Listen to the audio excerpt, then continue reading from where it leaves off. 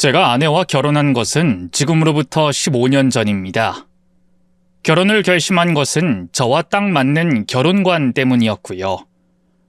저나 아내나 둘 다 자식들을 많이 낳아 다복하게 사는 게 꿈이었기 때문이죠. 그래서 그 외의 부가적인 사항은 아무것도 보지 않았습니다. 학벌이나 집안, 능력까지도 뭐 하나 따진 게 없었죠. 실제로 아내의 어머니는 전직 무당이었고 두 사람은 월세를 겨우 낼 정도로 형편이 좋지 않았습니다. 심지어 아내는 중졸이었거든요. 반면 저는 서울의 4년제 대학을 졸업해서 IT 회사를 다니고 있었습니다.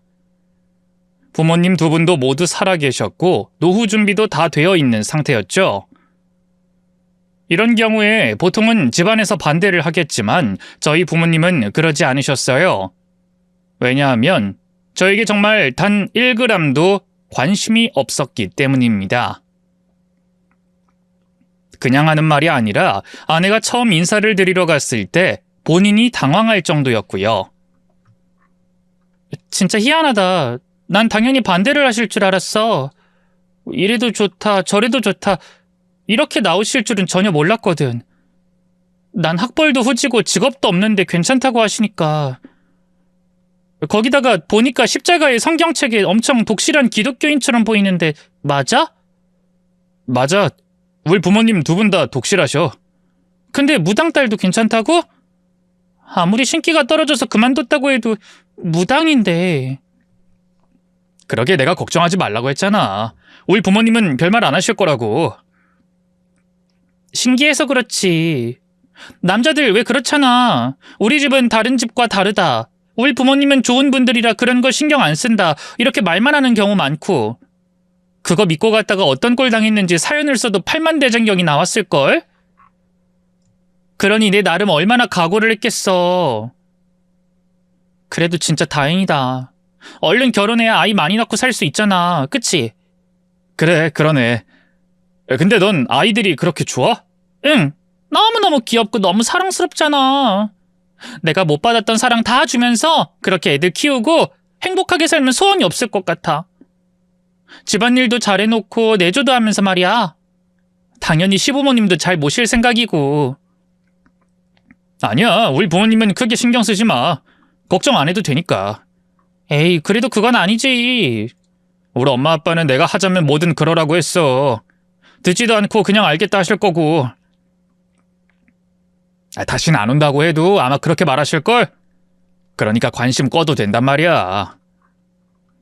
저는 결혼 허락에 마음을 놓으면서도 한편으로는 씁쓸하지 않을 수 없었습니다. 사실 저희 부모님이 제게 무관심한 것은 제 나이가 7살일 때부터였죠. 제게는 형이 있었는데 형의 나이는 10살에 계속 머물러 있었습니다. 제가 8살, 9살이 되어도 또 형보다 1살 더 많아져도 형은 여전히 10살의 아이였죠. 갑작스러운 교통사고로 어린 자식을 가슴에 묻는 건 상상하기 어려울 정도로 힘든 일이라는 거 저 역시 잘 알고 있었습니다. 허나 저 또한 형을 잃은 아이였고 부모의 관심이 필요할 정도로 어렸다는 거죠. 하지만 부모님은 언제나 형을 그리워하셨어요.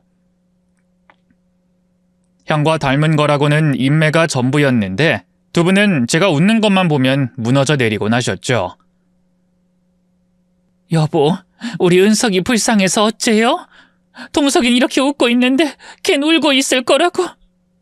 그 어린애가 이렇게 추운 겨울에 그 차가운 땅속에서 울고 있으면 우리 없다고 깨서 놀라면 가서 달래줘야 하는데 여보. 우리 다시 가자. 산소에 다시 가봐. 여보, 정신 좀 차려. 우리 은석이 죽었어. 아니야. 내가 봤을 때 우리 은석이 살아난 것 같아. 다시 파봐. 무덤에서 깨어났으면? 여보, 우리 다시 파보자. 우리 아들 잘 있는 것만 보자. 응?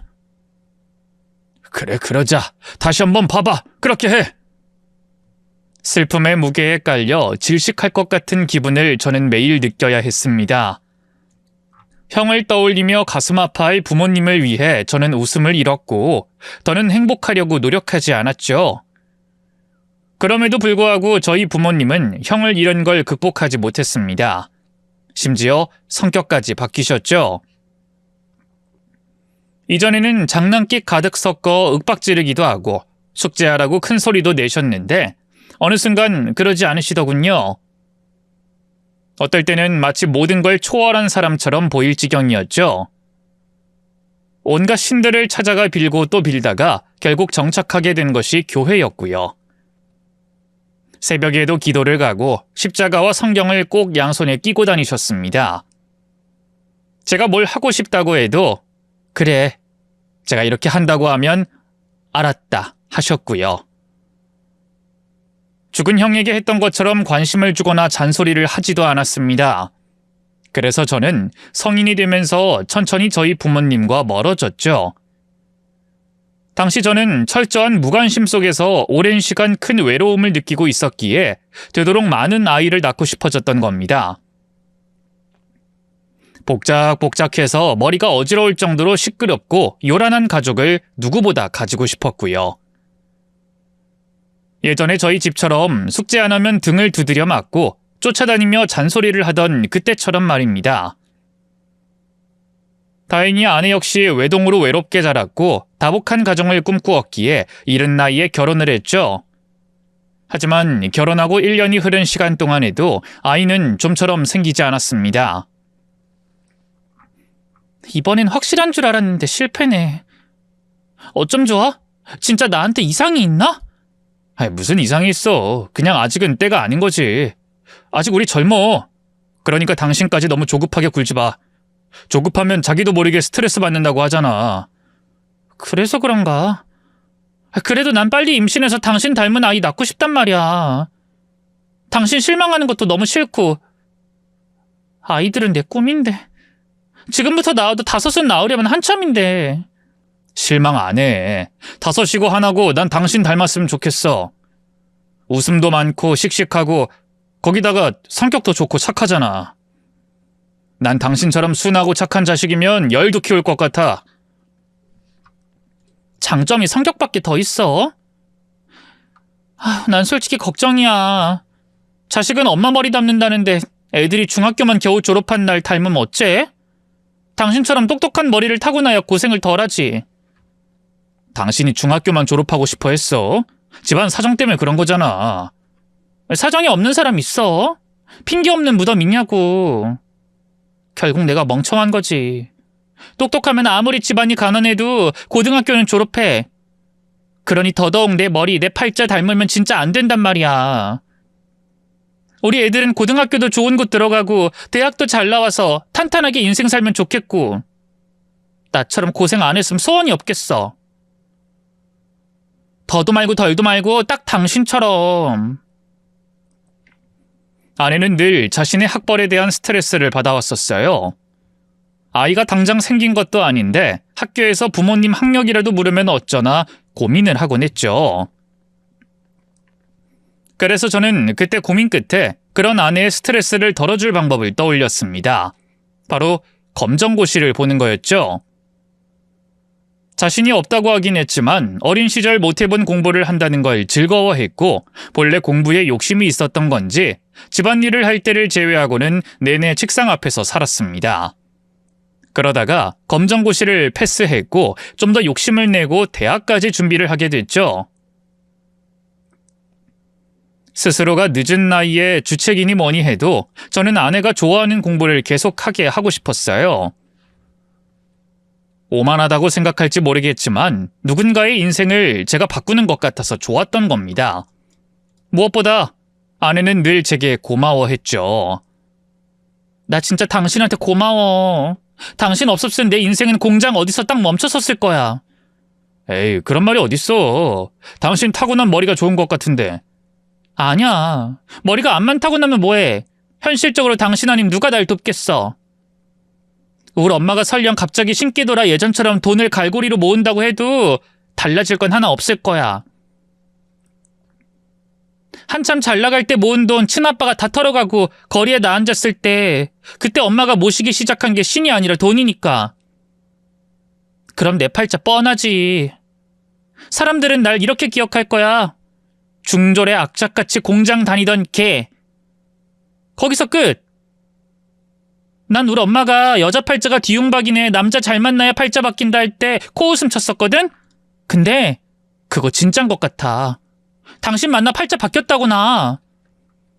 좋은 생각만 해, 좋은 생각. 팔자고 뭐고 결국 우리가 같이 잘 되고 행복하면 좋은 거잖아. 맞아. 근데 이건 꼭 말하고 싶어서. 난 당신이 나한테 신이야. 누가 뭐라고 해도 나 당신만 평생 볼 거고 평생 이 은혜 갚을 거야. 두고 봐. 당신이 좋아하는 아이들도 팍팍 낳아서 우리 집 조용할 날 없게 그렇게 만들라니까. 덕분에 늘 자신감이 없고 주눅이 들어 있었던 아내는 이전보다 더 많이 밝아졌고 대학 졸업증까지 손에 넣었죠. 문제는 거기서부터였습니다. 제가 바란 것은 딱 거기까지였는데 장모님은 아내가 좀 더 나아가길 바라셨죠. 하루는 제게 진지하게 취업에 관한 이야기를 하더군요. 내가 늘 자네한테 미안해. 원래 부모가 했어야 할 일을 대신해줘서 내 딸이 얼마나 자네를 좋아하는지 몰라.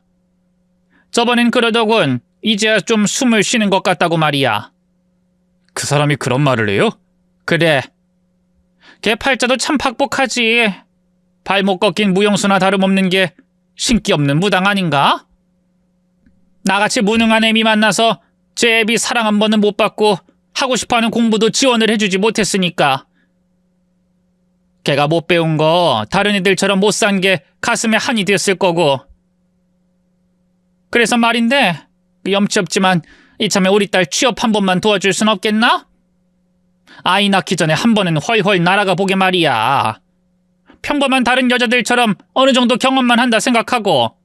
네?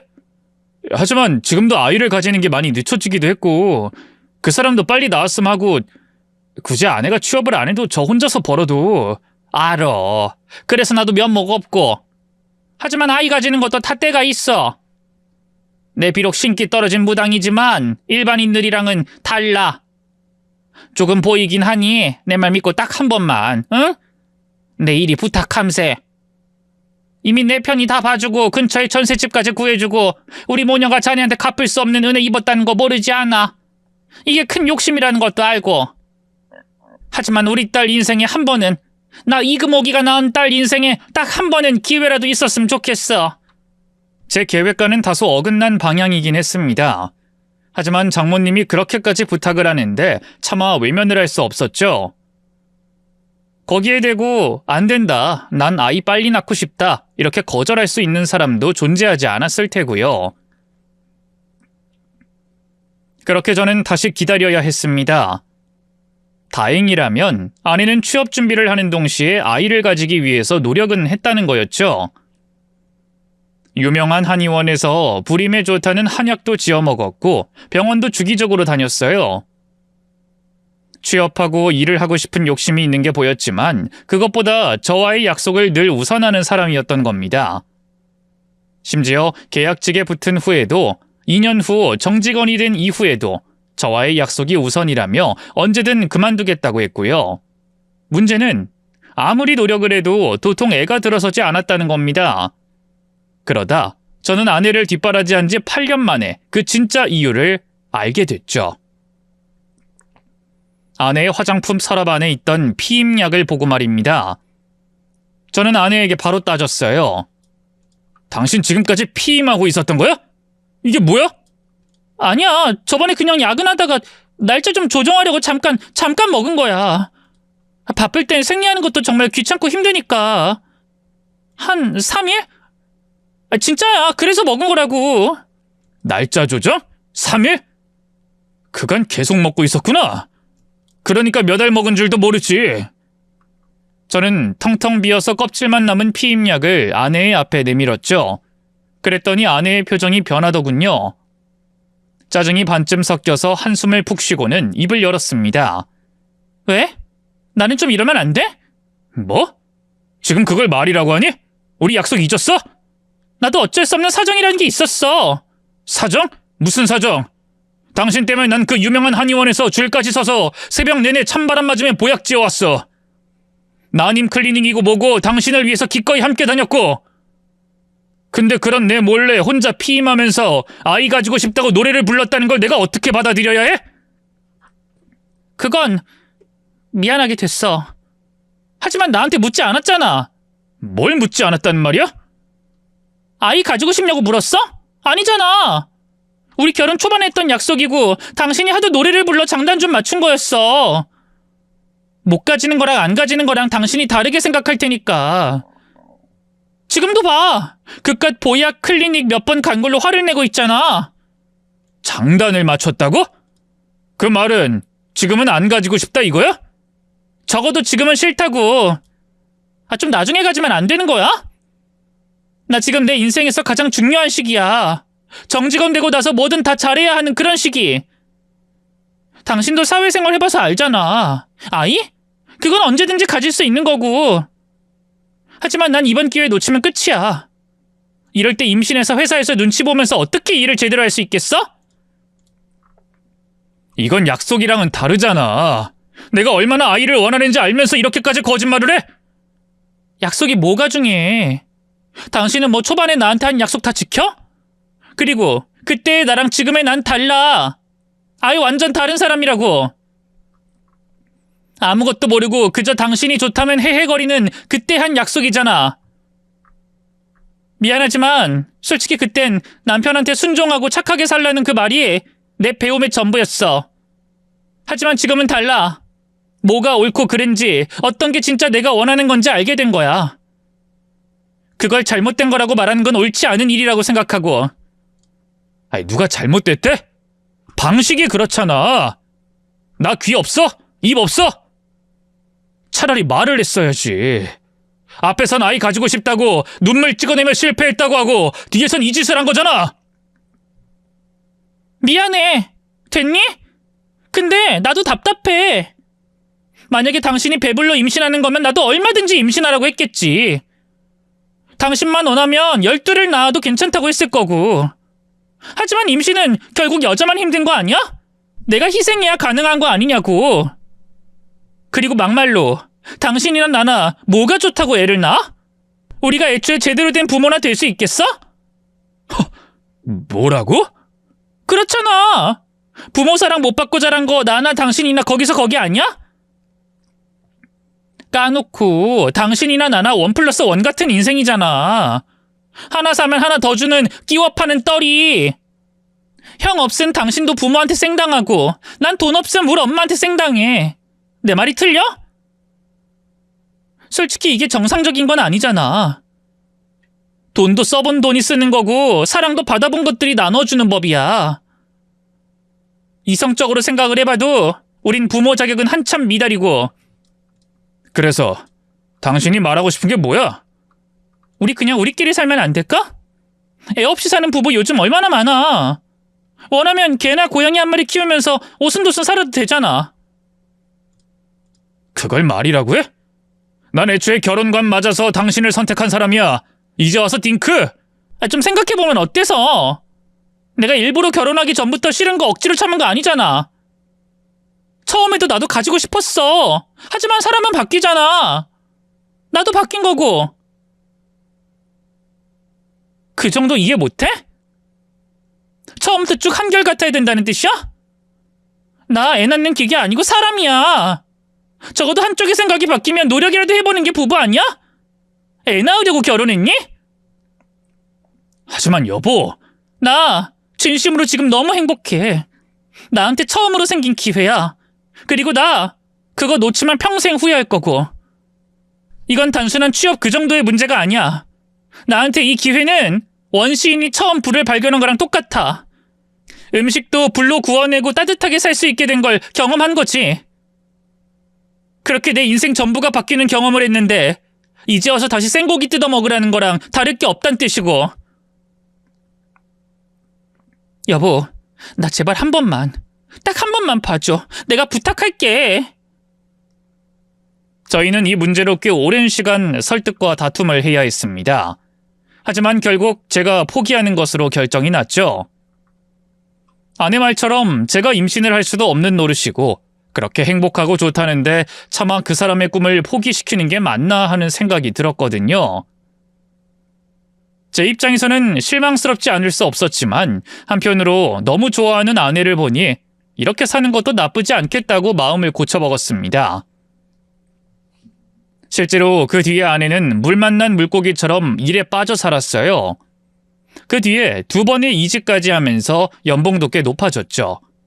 하지만 문제는 갈수록 집안일에 손을 놨다는 거였습니다. 퇴근 후에는 손가락 하나도 까딱하기 싫다면서 배달 음식을 시켜 먹었고 주말엔 쇼핑이나 피부 관리에 투자를 하기 시작하더군요. 그래서 한 번은 제가 그런 아내에게 한 소리 했습니다. 당신 해도 너무한 거 아니야? 우리 이제까지 주말에 밥 한 번 마주보고 못 먹었어. 근데 지금 다시 또 나간다고? 집안 꼴을 이렇게 해두고? 매번 내가 다 치웠잖아. 매일 출근할 때도 화장실이며 옷방까지 전부 어질러 놓고 그러고 그냥 나가고 음식물 밖에다 둬서 썩어버리게 만들질 않나. 쓰레기도 한 번을 안 버려서 내가 다 하는 거 몰라? 근데도 또 나간다고? 그것도 피부 관리에 손톱인가 뭔가 받으러 간다는데 내가 뭐라고 안 해? 좀 덜 바쁜 사람이 치우는 거지. 부부끼리 그런 게 어딨어. 그리고 내가 주말에 피부 관리 받고 쇼핑 다니는 것도 다 업무의 연장선이야. 사람들 대하고 만나는 사람이 후줄근하게 다니는 게 사회생활 제대로 하는 인간이라 생각해? 당신이야 IT 업계니까 대충 입고 다녀도 되는지 모르겠지만 난 아니거든? 결국 나한텐 투자도 일이란 거고. 그럼 우리 결혼 생활은 뭐야? 이렇게 사는 게 부부야? 무슨 말이 또 그렇게 해? 당신 혹시 갱년기라도 왔어? 남자들도 갱년기 있다고 하던데. 왜 그 계집애들처럼 감정적으로 바뀌어서 갑자기 드라마 보며 울고 막 공감해달라고 떼쓰고 그런다던데 혹시 그거야? 별 쓸데없는 말을 해. 그럼 우리가 부부가 아닌 뭐야? 사람이 바쁘다 보면 그럴 수도 있는 거고 서로 다 이해하면서 사는 거지. 쫌생이처럼 굴지 마. 당신 진짜 왜 이렇게 변했어? 어쩜 이렇게 이기적이야?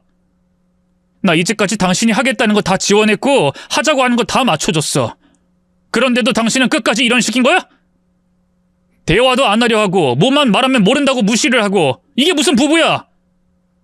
한쪽이 일방적으로 다 맞춰주는 게 당신 기준에선 바람직한 부부야? 좀 맞춰주면 어때서? 그전엔 내가 다 맞췄잖아. 아이 낳는 게 꿈이라고 해서 노력했고 집안일에 삼시세끼 밥까지 차려줬잖아. 그건 노력 아니야? 아님 그때까지 내가 구질구질 집안일이나 하고 당신 뒤나 쫓았으면 좋겠니? 여자가 잘나가는 게 꼴보기가 싫어 그래? 솔직히 그 정도 했으면 됐지. 천년만년 당신 똥이나 닦고 있을까? 집안일 그까짓 거 누가 됐든 좀 하면 어때서? 아님 사람 써. 누가 뭐라고 하니? 2명이 돈 버는데 그 정도는 껌이지. 여보! 됐고! 더는 잔소리하지 마. 나 당신 아니라고 해도 충분히 머리 아파. 주말이라도 좀 자유롭게 쉬게 좀 내버려 두란 뜻이야. 전 그럼 우리 엄마한테 치우라고 할게. 됐지? 그러면 안 된다는 걸 알지만 전 그 무렵 많이 지쳐 있었습니다. 솔직히 이혼을 하고 싶다는 생각을 하지 않은 것도 아니었죠. 사람이 바뀔 수도 있다는 거 모르지 않지만 아내는 결혼 당시와는 너무나 달라져 있었어요. 잦은 회식으로 술에 취해서 온 거실에 토를 해놓고 다음날 일어나서 미안하다는 기색도 없는 아내가 미웠습니다. 제가 이야기라도 하려고 하면 넌 우리 회사가 아니지 않냐? 내 고민을 알아서 뭐하냐? 하고 무시했죠. 뿐만 아니라 제가 은인이며 최고라고 늘 저를 따뜻하게 대해줬던 장모님도 달라졌습니다. 자네 그러는 거 아니야. 그게 남자가 다 못나서 하는 행동이라는 거 모르나? 네? 그게 무슨... 우리 딸이 이제 좀 잘 나가니까 슬슬 자존심이 긁힌 거 아니냐 이거야. 너 없으면 안 된다고 목을 빼고 기다리던 아내가 혼자서 척척 잘해내고 도움도 안 받으니 그게 불쾌해? 왜 그렇게 하나만 알고 둘을 몰라? 요즘 같은 시대 같이 벌고 같이 잘 돼야 떵떵거리며 잘 사는 건데 그 정도 넓은 아량으로 이해를 해야지. 남자가 아량이 종지 그릇만하니 아유... 장모님 그런 이유가 아니고요. 저는 그저...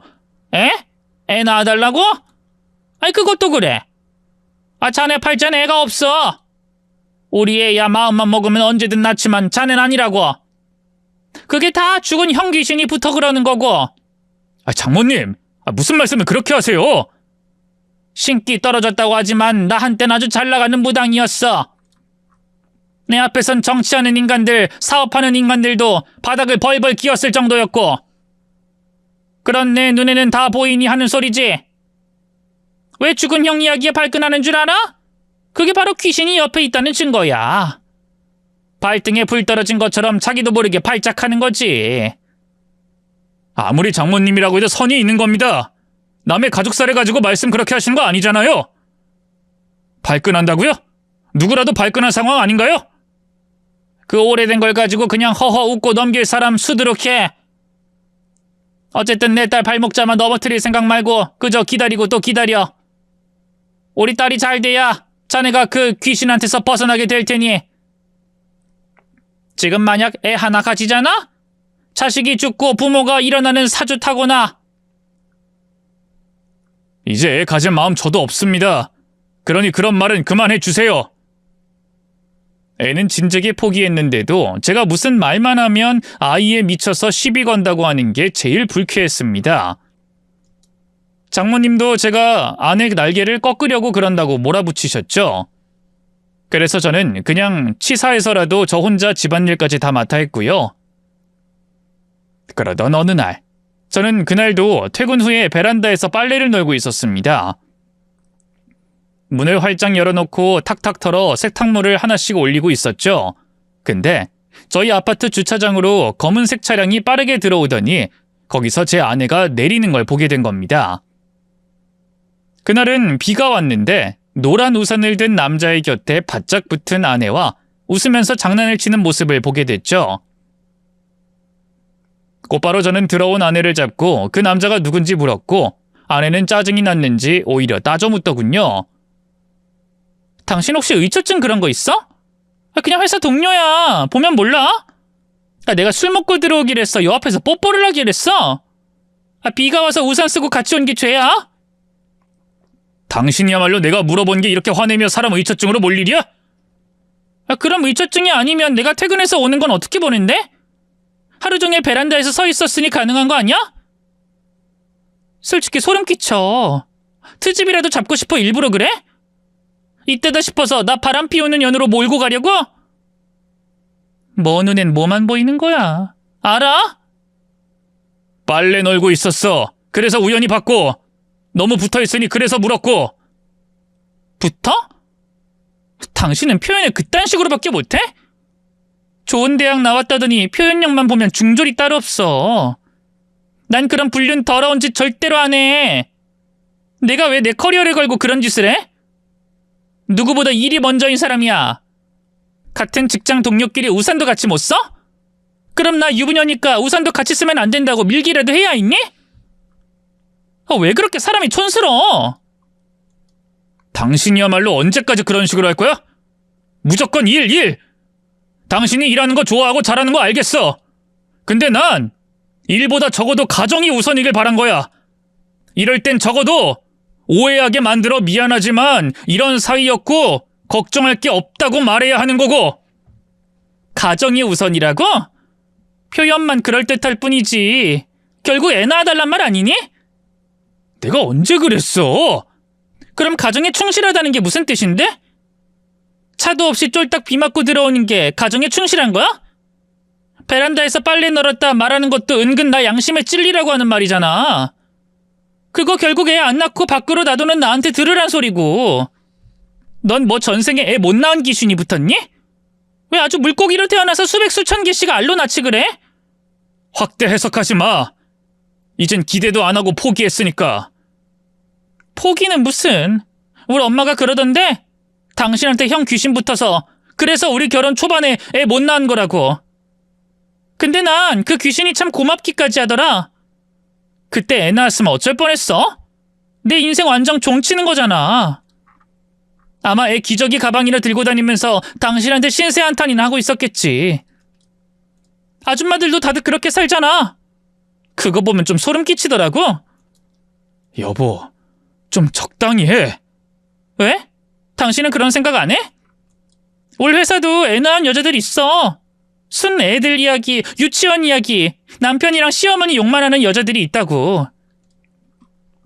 애 낳은 게 유세도 아니고 그게 인생의 최대 실적인 여자들 보면 진짜 눈물이 다 난다니까. 물론 한심해서.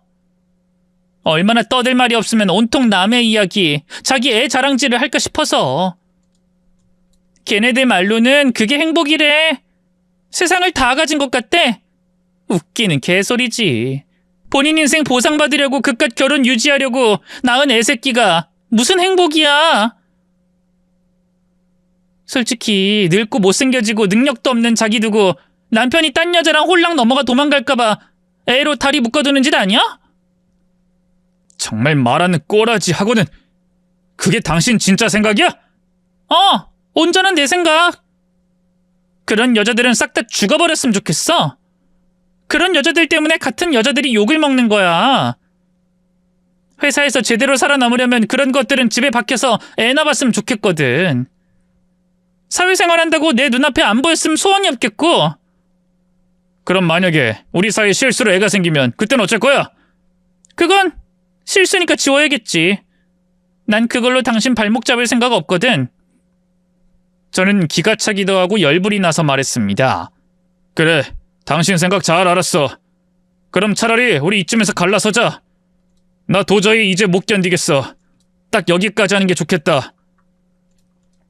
아내는 제 말에도 눈 하나 깜짝하지 않았죠. 그래, 그렇게 해. 나도 더는 구질구질했던 예전의 내가 아니거든. 갈라서.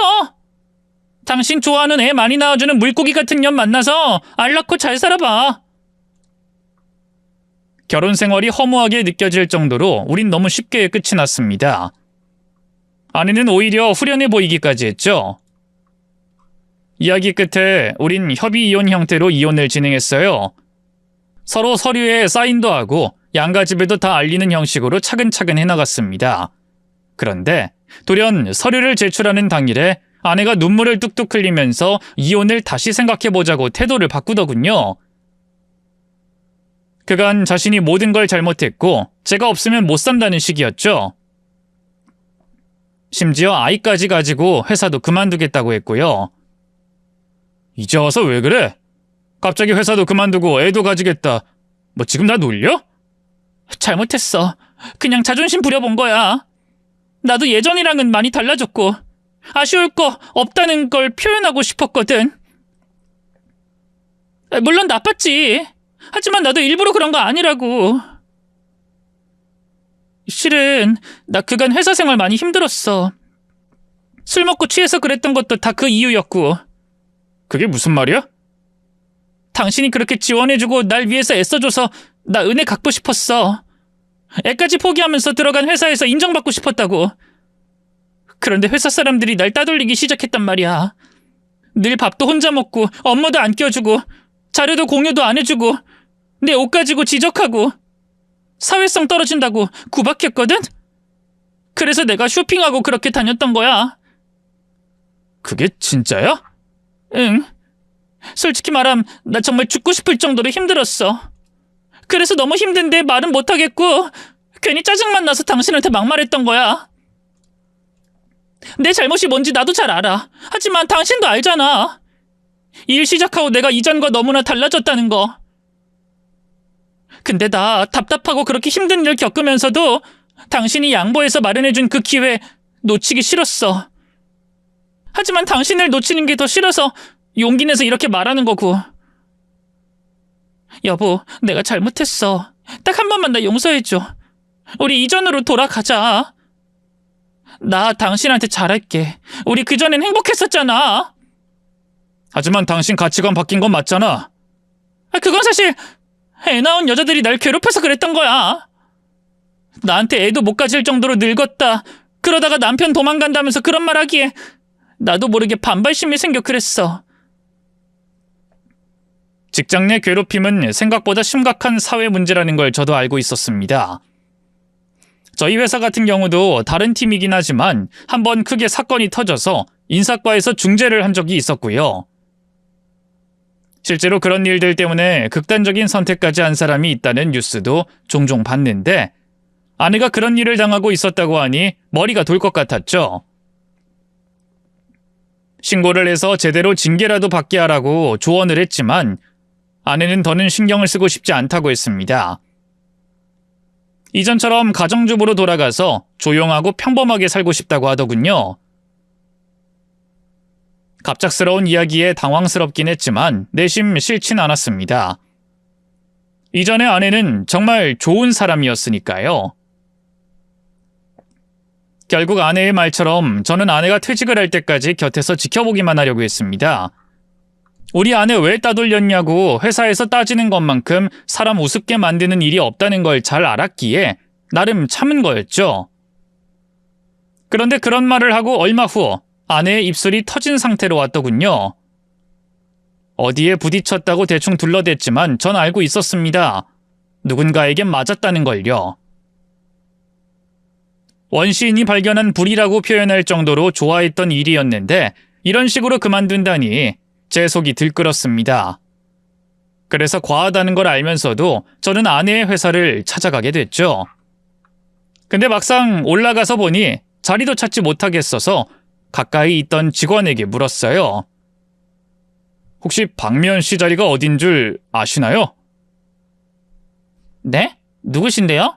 무슨 일로 찾으세요? 제가 박미연 씨 남편 되는 사람인데 제 말에 여자 직원은 눈을 크게 뜨더니 되물었죠. 남편이요? 박미연 씨가 남편이 있었다고요? 대박. 순간 뭐지? 결혼한 걸 모르나? 하는 생각이 스쳤는데 주변이 술렁거리는 느낌이 들었죠. 그런데 바로 그 직원이 제게 따라오라면서 걸음을 옮기기 시작했습니다. 저는 얼결에 병아리처럼 뒤를 총총거리며 쫓았고요. 그런데 그곳은 다름 아닌 계단이었고 한참을 내려가더니 갑자기 제게 조용히 하라며 입을 뻐끔거렸습니다. 제가 아래를 내려다보자 그곳에 아내가 보였죠. 한 여자는 서서 아내를 내려보고 있었고 아내는 무릎을 꿇고 빌고 있었습니다. 이게 따돌리는 건가 싶어서 뛰어나가려고 했는데 직원은 절 잡고는 고개를 저었죠. 그때 여자의 날카로운 목소리가 들렸습니다. 빌어도 넌 잘리게 되어 있어. 저번엔 그렇게나 당당하더니 쫄려? 사모님 진짜 잘못했어요. 근데 정말로 몰랐어요. 유부남인 거 정말 몰랐다고요. 몰라? 모르는 년이 내 남편한테 그런 말 했니? 우리 남편 발목이나 붙들려고 애를 낳았다. 무능하고 무식한 것들이 애만 싸지른다고? 또 뭐라고 했더라? 나 같은 것들은 중성화를 해야 할 의무가 있다고 그렇게 짓거렸지? 그게 유부남인지 몰랐다는 년 입에서 할 말이야? 사모님, 그건... 이 일 아니라고 해도 너 같은 직원이 이 회사에 있어봤자 아무 도움도 되지 않고. 솔직히 너 이 회사에 왜 들어왔는지 알아? 가난한 형편에 혼자 힘으로 검정고시 보고 대학 다녀온 거 구구절절 써놓은 그걸로 가산점 붙은 거였어. 잘못했어요. 저 다시는 안 그래요. 그러니까 제발 이 회사에 좀 있게라도... 미쳤니? 여기 우리 아빠 회사인데 너 같은 버러지 그냥 두고 있게? 걱정 마. 내 남편이랑 같이 쫓아내줄 테니까. 어디 한번 둘이서 잘해봐. 제발요. 모든 게 다 오해라고 몇 번이나 말씀드려요. 오해? 좋은 차에 명품 옷 입고 다니니 눈 돌았겠지. 빼앗으면 내 거 되겠다 싶어 오히려 나한테 들키고 싶어 한달이었고 아니니? 근데 박미연 씨, 그거 다 내가 해준 거야. 다 내 거라고. 그러니까 껍데기 싹 다 벗겨서 너 줄 테니까 먹고 떨어져. 내 앞에서 임신했다 그러니 헤어져 달란 헛소리 할 땐 몰랐을 거야. 상황이 이렇게 역같이 될 줄은. 아니에요. 이 아이 우리 남편과 제 사이의 아이라고요. 남편? 너 결혼도 한 여자였어? 허! 진짜 어쩜 그렇게 뻔뻔하게 비혼인 척하고 다녔니? 저는 그 말에 놀라서 온몸을 떨었습니다. 그리고 홀린 듯 그곳에서 나가버렸죠. 당장에 가서 따지고 싶은 마음도 있었지만 제 아이를 임신했다는 말을 들은 순간 생각할 시간이 필요했던 겁니다. 그런데 저를 그곳으로 안내해준 직원이 걱정이 되었는지 저를 쫓아왔더군요. 앞뒤 상황을 좀 설명해 주시겠습니까? 저는 여기 이런 일은 생각도 못했고 아내가 따돌림을 받고 있어서 일을 그만둔다고 해서 온 겁니다. 누가요? 미연 씨가 따돌림을 받아요? 했겠죠. 그 여자 때문에 몇 명이 힘들었는데. 그 직원 말로는 아내의 승진 이후에 기혼인 여자들에게 특히나 공격적으로 굴었다고 했습니다. 무능하고 애만 낳는 여자들이라면서 막말까지 했고 출산 휴가가 끝난 뒤에 돌아온 직원을 의도적으로 따돌렸다고 하더군요. 그래서 어떤 직원은 결혼식을 했을 때 청첩장조차 돌리지 않았다고 했습니다. 무엇보다 제 아내가 유부녀라는 사실도 다들 몰랐다고 했죠. 들리는 소문에는 같은 팀 팀장과 그렇고 그런 사이라는 정도였다고 했고요. 그러다가 일주일 전에 팀장의 아내가 회사로 찾아와 제 아내의 머리채를 잡고 난동을 피웠다고 합니다. 하필 그 여자가 그 회사의 사장 딸이라는 게 밝혀지며 사실상 아내가 잘리게 된 거였고요. 확실히 제가 아내에게 들었던 이야기와는 전혀 다른 이야기였죠. 그런데 그 상황을 다 보고 들은 제게 아내는 모든 걸 오해라고 하더군요. 그 남자가 날 따라다닌 거야. 유부남인 줄 몰랐다는 소리였고. 난 그 사람이랑 진짜 전혀 아무 사이 아니야. 근데 그 여자가 혼자 오해를 한 거라니까? 당신 나 몰라? 누구보다 난 일에 미쳐 있었어. 무릎 꿇은 거 봤다며. 그때 내가 뭘 인정했어? 오해라고 했잖아. 직원이 직접 말해준 건 어쩔 거야? 그 직원 말도 믿지 마. 나랑 이제까지 살아왔으면서 날 몰라? 누구보다 날 믿어야지. 당신 아이 임신까지 한 사람인데. 내가 잘못한 건 딱 하나야. 사람들한테 무시당하기 싫어서 결혼한 거 안 밝힌 거. 아이 핑계 대면서 일도 제대로 안 하는 직원들 교육을 위해서 그랬던 거였어. 임신하고 다 이해받길 원하고 배려해달란 여자들 때문에 골치여서 그랬다고. 그럼 나한텐 왜 임신 사실 말 안 했어? 날짜만 보면 그 당시 이혼까지 하자고 그렇게 나왔을 때야. 근데 왜 그 말을 안 하고 있었냐고. 그야 당신이 너무 바라니까. 그래서 말 못한 거라고. 이 나이에 가뜩이나 스트레스 받고 힘들어 죽겠는데 혹시나 잘못되면 어째? 누구보다 아이 바라는 사람이라는 거 알아서 그랬다고. 여보, 나 한 번만 믿어줘. 애 태어나면 바로 유전자 검사할게. 내가 조금이라도 숨기는 게 있으면 이렇게 말을 했겠어? 검사라면 100번 1000번도 받을 거야. 그래도 못 믿어? 솔직히 좀 못 믿겠어. 그간 나한테 했던 행동들도 혼란스럽고. 알아. 그럼 이건 어때? 나 상간녀 소송도 못해. 왜? 그쪽에서 증거 없으니까. 증거가 왜 없겠어? 내가 아무 짓도 안 했기 때문이야. 그냥 난 돈 많은 집 여자의 행패로 잘린 피해자라고. 이래도 날 의심하는 거야? 그때 저는 미치고 팔짝 뛸 것 같았습니다. 이런 경우에 잘잘못이 명확히 갈라지고 따져 묻고 싸우는 게 보통이라고 생각했거든요. 그럼에도 불구하고 팔은 안으로 굽는다고 저는 당당하게 유전자 검사를 주장하는 아내의 말을 믿었습니다. 그 후에 아내는 실제로 일을 그만뒀고 오로지 아이의 태교에 집중했고 집안일도 이전처럼 하기 시작했죠. 여보, 많이 힘들었지? 얼른 와. 내가 저녁 맛있게 해놨어. 그래. 왜? 갑자기 적응이 안 돼? 전엔 내가 예민해서 그랬어.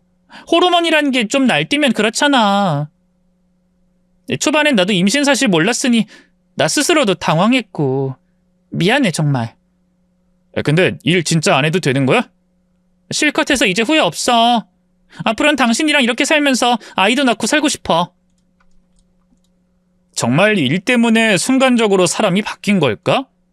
저는 헷갈리기 시작했습니다. 하지만 누구보다 태어날 아이를 위해 최선을 다하려는 아내를 더는 미워할 수가 없었죠. 모든 의심을 떨친 것은 아니었지만 아이만 제 아이라면 나머지 부분은 용서하겠다는 마음까지 먹었던 겁니다. 그런데 얼마 후 제가 출장을 갔을 때 저는 장모님의 다급한 연락을 받게 됐죠. 바로 아내가 유산을 했다는 소식이었습니다. 자신이 곁에 있어줄 테니 일단 일을 끝내고 오라고 했지만 전 차마 그러지 못했고 사람들에게 양해를 구해서 바로 그 병원으로 향했죠. 밖은 마침 비가 억수처럼 내리고 있었고 저는 온몸에서 물을 뚝뚝 흘리며 병원에 도착했어요. 그런데 그 병원에 저보다 더 먼저 있었던 것은 낯선 남자였고 전 그 사람이 들고 있는 우산을 보고 말았던 겁니다. 노란색 우산이었죠. 저희 집 앞에서 다정하게 붙어있던 바로 그 남자요. 그리고 본능적으로 그 남자가 아내와 무슨 관계가 있다 판단했습니다. 저는 그 남자의 멱살을 잡고 물었고 발뺌을 했지만 결국 이실직고를 하더군요. 중절수술 동의를 하기 위해서 왔다고 말입니다. 남자가 도망치듯 사라진 뒤 저는 병실로 들어갔어요. 헌데 장모가 절 보더니 소금을 쫙 얼굴에 뿌렸죠. 내가 오지 말라고 했지? 얼른 돌아가! 감히 너 때문에 네가 달고 있는 형 귀신 때문에 우리 애가 내 금쪽 같은 손주를 잃었어. 알아? 얼른 가! 부정타니까 얼른! 저는 기가 차서 웃었습니다. 내가 중절수술한 거 혹여나 알게 될까봐 쫓으시려고 하는 거네요? 또 우리 형 이야기 꺼내면서. 앞에서 남자 만났습니다. 기가 차서. 장모님이 그딴 식으로 하니까 신기가 떨어지죠. 애 낳기 싫을 때 꺼내서 쓰고 들키기 싫어서 또 꺼내고 남 약점 후벼파니까 부장탄 거 아닙니까? 소금은 제가 아니라 모녀가 나란히 맞아야겠어요. 증거 있어? 증거도 없으면서 나가! 당장 안 나가? 이혼할 겁니다. 그럼 알아서 변호사가 증거 찾아올 거고 저는 단 한 푼도 안 빼앗길 거예요. 탈탈 털고 또 털어서 다 걸고 넘어질 테니까. 참고로 장모님 사시는 그것도 제 이름으로 계약했으니 두 모녀 살 길은 알아서 열어보세요. 제가 그렇게 엄포를 놓고 찾아간 곳은 제 아내를 무릎 꿇게 만들었던 그 사람이었습니다. 회사로 찾아가니 기다리고 있었다고 전화번호를 바로 넘겨주더군요. 상황을 설명하고 그쪽 남편이 저희 아내와 산부인과에 왔다는 걸 알려줬습니다. 병원 기록은 개인정보라서 쉽게 접근이 불가능하겠지만 CCTV라도 받아서 넘겨주겠다고 하더군요. 그런데 그때 제 휴대전화가 울렸고 다름 아닌 저희 어머니였죠. 집에 아내와 장모님이 찾아와서 울고불고 한다고요. 바로 택시 타고 들어가 보니 가관이 따로 없었습니다. 장모님은 배 까고 억울하다 들어 누웠고 아내는 눈물을 찍어내고 있었어요. 역시나 둘 다 저를 의처증 환자로 몰고 있었죠. 저희 어머니는 안절부절 못하면서도 부드럽게 장모님을 타일렀습니다. 저희가 아들이랑 이야기를 해볼게요. 사돈 너무 흥분하지 마시고. 우리 딸을 버린다고 하잖아요. 저요 억울해서 못 삽니다. 우리 딸이 일부러 애를 흘린 것도 아니고 신의 뜻 아닙니까? 그걸 우리더러 책임지라고 이혼하겠다니 이게 말이나 되는 일이냐고요. 아이고 내 딸 불쌍해서 어째. 어디서 저런 호랑말코 같은 놈을 만나서. 부모님 두 분이 제 눈치를 보고 있는 걸 보니 속이 타서 제가 끼어들었죠. 저희 부모님 어차피 저한테 관심 없으세요. 그러니까 여기서 일해도 소용없고요. 장모님은 그걸 듣더니 발끈했습니다. 그래! 이래서 가정교육이 중하지. 자식 새끼 낳아놓고 나 몰라라는 부모들이니 형귀신이 들러붙어서 내 딸만 죽어라 고생을 하는 거야. 사돈 내외가 백날처럼 십자가만 들고 있으니 그쪽 죽은 아들이 내 사위랑 내 딸한테 들러붙어서 이혼시키려고 하는 거 알아요? 아니 사부인 그게 무슨 말입니까? 저 한땐 유명한 무당이었어요. 다 보인다고. 당신 아들한테 큰아들 붙었다고 귀신. 바로 그때였습니다. 저희 어머니가 목숨보다 아끼는 성경책으로 장모님의 머리통을 가격했죠. 장모님 역시 화가 났는지 순식간에 뒤엉켜 머리채를 잡았고 아내 역시도 끼어들어 싸움을 말리려고 했지만 저희 어머니를 막기에 너무나 약했죠. 어머니는 싸움에서 이긴 대가로 두 사람의 머리털을 한 움큼씩 뽑아서는 툭툭 털고 자리에서 일어났어요. 우리가 작은애한테 관심이 없다고? 당신이 뭘 안다고 함부로 말해? 큰애는 우리 때문에 죽었어. 우리가 학원이고 뭐고 보낸다고 하기 싫다는 거 억지로 시켜서. 그래서 작은 애한텐 그러지 않으려고 하고 싶은 거 다 하라고, 다 좋다고, 뭐든 괜찮다고 한 거였다고. 이 망할 옆엔 내야. 감히 내 아들한테 죽은 큰애 이야기하면서 그 입으로 떠들었니? 어머니는 씩씩거리면서 저를 살폈고 뭔가 발견했는지 눈이 커졌죠. 야, 너 내 아들한테 소금 뿌렸니? 감히 한물간 무당 따위가 내 귀한 아들한테? 그래, 뿌렸다. 귀신 쫓으려고 뿌렸어. 내 딸은 저 귀신 때문에 애를 잃었어. 고마운 줄이나 알아. 예전에 내가 뿌려주는 소금 맞으려고 사람들 줄 섰으니까. 오냐, 너 한번 죽어봐라. 아멘이다, 이 망할 것들아. 어머니는 그때 벽에 걸린 나무 십자가를 집어들어 냅다 때리기 시작했습니다.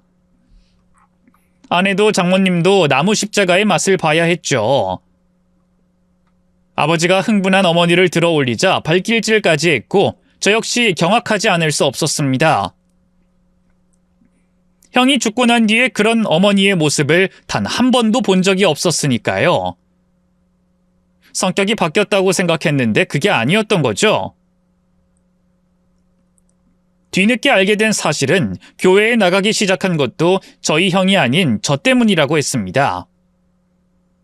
온전히 남아있는 저를 위해서 기도했고 살아있는 자식이라도 지키게 해달라고 빌었다고 하더군요. 점점 어두워지고 말수가 적어지는 저를 보면서도 아무 말도 못하고 그렇게 속만 끓였다고 했죠. 그것도 모르고 저 혼자 형을 그리워한다, 오해가 깊어졌던 거였습니다. 어쨌든 그날 두 사람을 다 쫓아낸 뒤에 어머니는 제게 진심으로 사과를 하시더군요. 미안해, 아들. 우린 그냥 무서웠어. 잘 가르칠 욕심에 너희 형 그렇게 만들고 우리가 너한테 뭘 더 시킬 수 있겠어. 그냥 바라봐 주는 거, 그것만 하자 우리끼리 말하고 말았어. 네가 상처를 받고 그런 생각을 하고 있는 줄도 몰랐고. 미안하다. 정말 미안해. 십자가 깨졌어. 엄마가 아끼던 거잖아. 이 갖고 뭐? 너 잘 되라고 기도했고 너 지키는 용도로 썼으면 하나님도 잘했다고 하실 거다. 앞으로 우리 더는 오해하지 말자. 이게 다 못난 내 탓이야. 비록 아내 때문에 상처를 받긴 했지만 덕분에 오해를 풀고 부모님과의 사이는 좋아졌어요. 아주 조금씩이지만 그간 못했던 말도 하고 금기나 다름없던 형 이야기도 꺼내기 시작했죠. 또 아버지는 더 큰 십자가를 준비해야겠다며 장난을 섞어 말하기도 했고 우린 조금씩 웃음을 되찾기 시작했네요. 물론 그와 동시에 이혼 소송을 통해서 이혼을 할 수 있었고 마침내 아내와 장모님은 거의 빈털터리로 나가야 했습니다. 알고 보니 그간 회사에서 일을 하면서 번 돈을 한 푼도 모으지 않고 다 쓴 것도 모자라 빚까지 있었으니까요. 스스로에 대한 투자니 뭐니 하더니 결국 대가를 돌려받게 된 겁니다. 또 상간녀 소송까지 당하게 되며 이전처럼 집도 없이 이리저리 떠도는 꼴이 된 거였죠. 아내는 끝까지 절 잡으려고 싹싹 빌었지만 변한 모습이 진짜 본성이라는 걸 알아버렸기에 절대로 받아주진 않았습니다. 이전에 저희 부모님이 그랬던 것처럼 큰 사건이 있으면 사람이 변할 수 있다고 생각했어요. 하지만 지금은 아니죠. 아마도 원래 그 사람 안에 있던 부분이 어떤 사건을 시작으로 튀어나온 게 아닐까 하고 생각하는 겁니다. 이 술이라는 것도 그렇잖아요. 술이 사람을 변하게 하는 것이 아니라 본래의 모습을 드러나게 할 뿐인 것처럼 말이죠. 즉, 그 사람의 본질은 쉽게 변하지 않는다고 생각합니다. 아무리 환경이 바뀌어도 결국 사람의 본성은 그대로 남아있기 마련이니까요. 그러니 혹시나 다른 분들은 저처럼 잠깐의 변화라고 치부하셔서 아까운 시간 낭비하진 않으셨으면 좋겠습니다. 인생은 생각보다 짧으니까요.